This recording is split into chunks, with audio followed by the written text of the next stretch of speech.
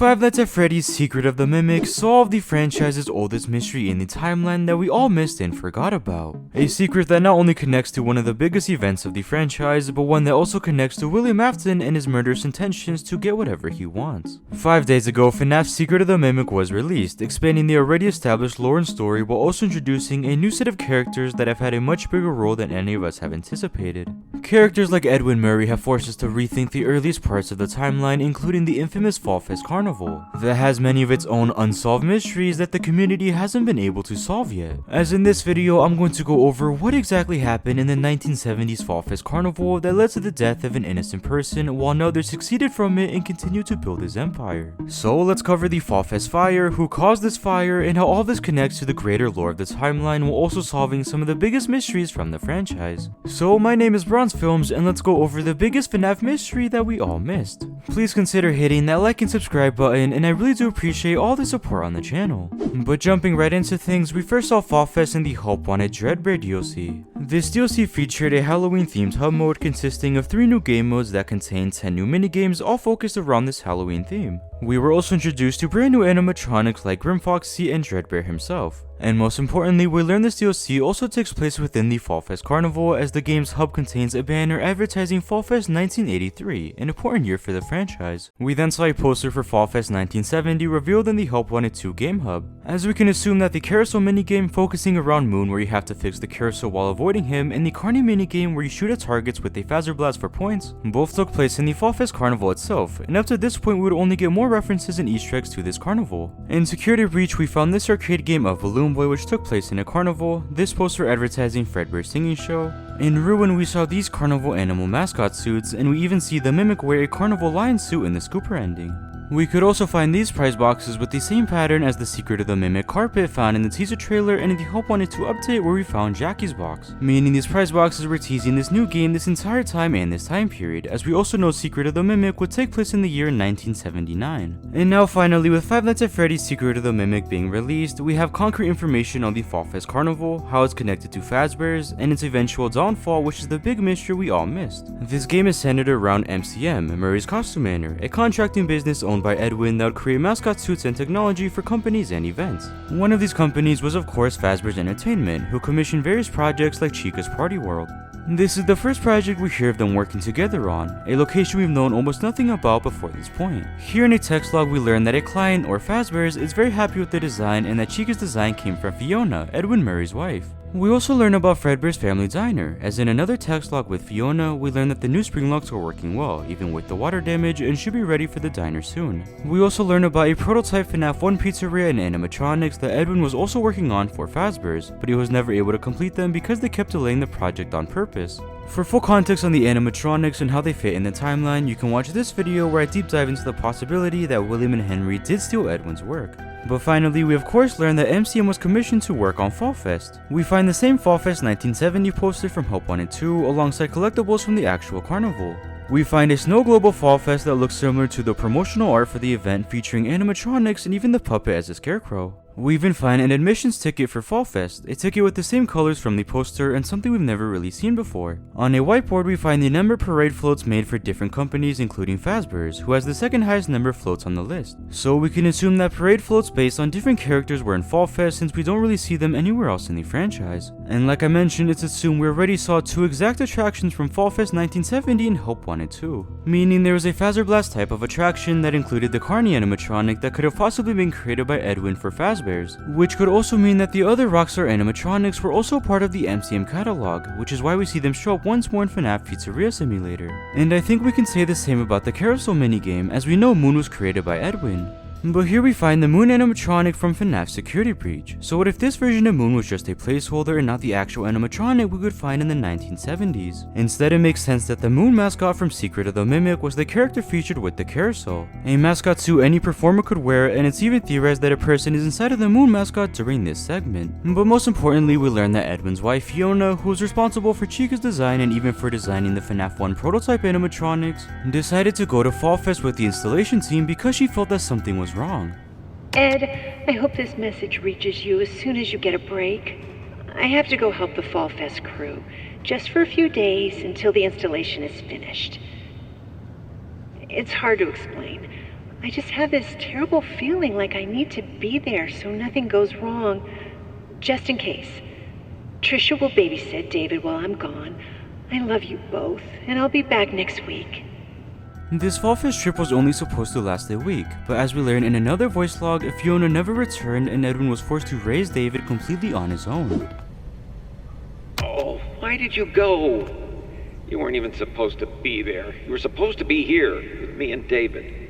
Oh, how am I supposed to tell David that his mother is gone? How am I supposed to raise a kid on my own? His life is ruined. My life is ruined.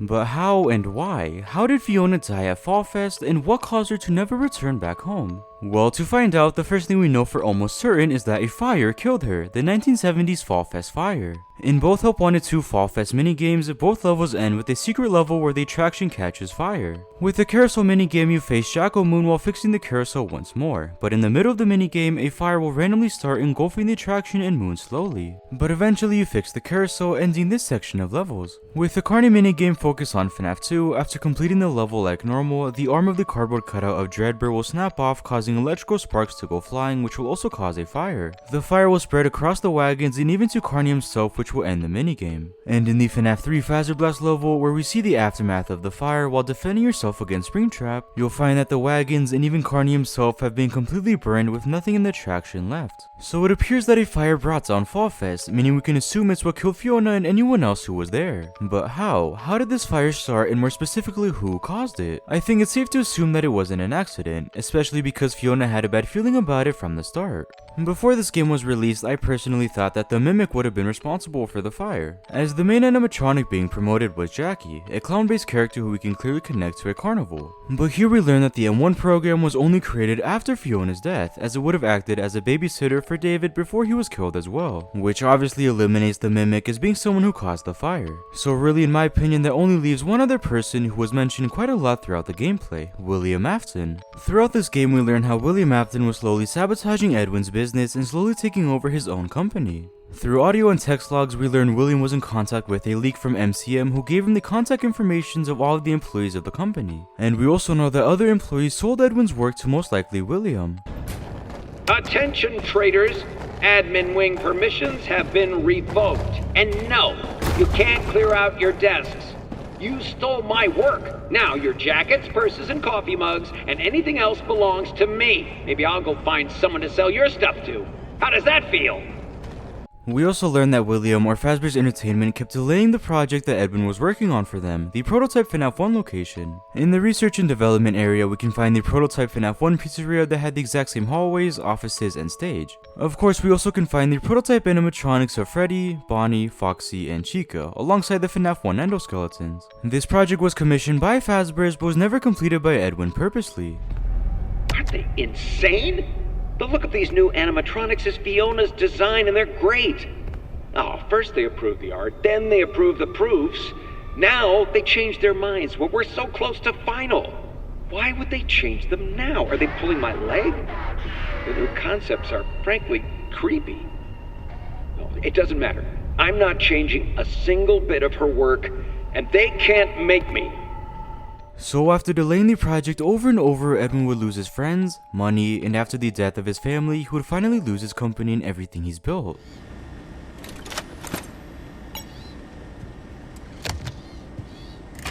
I feel stupid recording this, but I just hope somehow that you can still hear me. I can't do this alone. The change orders are killing me. Our employees, my friends, they keep leaving. The money's gone. I just need to finish the new Fazbear project, and then everyone will come back. We can get back to normal. I miss my friends. Our friends. I miss you. I miss you more than you'll ever know.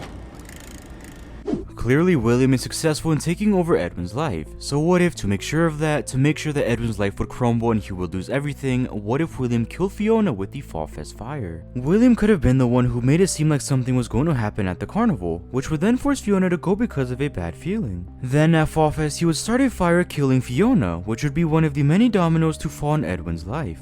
And I think the first major piece of evidence is the carousel minigame that I just discussed. In the final level, when looking at it from an outside perspective, we can actually see that the fire started in this barn and that it spread out to the rest of the attraction. So what if William was inside that barn? He would start the fire where no one would be able to see him and would then disappear. Fiona would be somewhere else in the carnival helping the installation team, and most likely didn't know if fire started until it was too late. And it appears that Moon.exe actually confirms this. Moon.exe is a minigame accessible through the helper terminals and acts as a way to tell a story about the Murrays. It's theorized that we play as the Mimic, who is being held captive in his room by Moon, who most likely represents Edwin. However, you can escape this room, which will allow you to take various paths, eventually completing it. On your way, you can rescue a baby owl, which most likely represents David, and you can also run into Sun, who we can confidently say is meant to represent Fiona, who is described as the old woman inside of the rundown cabin in the woods. We know this for certain as we face the F10N4 program, which is the same as the AI also known as M1, which, like I mentioned, was created by Edwin to babysit David.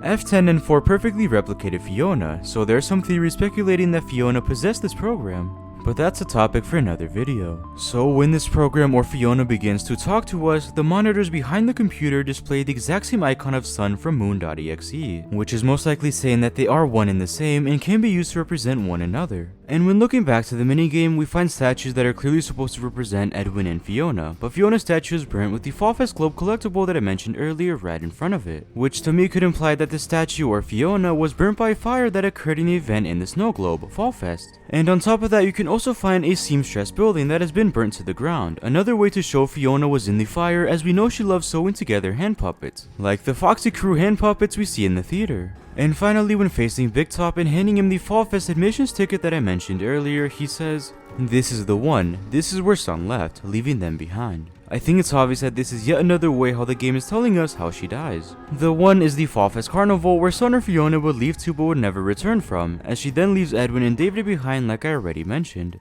We might even be able to predict exactly what year this Fall Fest fire took place. When looking at this chart of Murray's Costume Manor's net earnings, we see a rise in profits around the year 1972. But then suddenly in the year 1973, net earnings crashed and continued to decrease all the way to the year 1975. So I think we can safely say that some tragedy is what caused MCM to lose money, a tragedy that would kill many people including Fiona, the Fall Fest fire I've mentioned all video. And with all that said, I think it should be made clear that there are most likely two Fall Fests, the 1970s era of Fall Fest that was burned and the 1980s era of Fall Fest as well. In the Dreadbird DLC, we see Fall Fest 1983, meaning the carnival had to continue after the fire in another location. We actually know that Fall Fest 1983 was in front of the FNAF warehouse, which is Edwin's mansion, which is also near MCM, and you can watch this video explaining how that's possible. But Fall Fest 1973 seemed to be a lot further since Fiona had to take a week-long trip, so again these two can't be the same. So Fiona was most likely killed in the 1973 Fall Fest fire, which was a fire purposely caused by William Afton to ensure Edwin's life would crumble, which would then allow him to come in and take over his company. He would take his technology, his designs, and even his own house. And with all of that said, I hope you guys enjoyed this video. Remember, this video is just a theory and nothing is confirmed, so what do you guys think? Make sure to comment down below any thoughts or theories. Also make sure to like and subscribe for more content like this, and thank you guys so much for watching.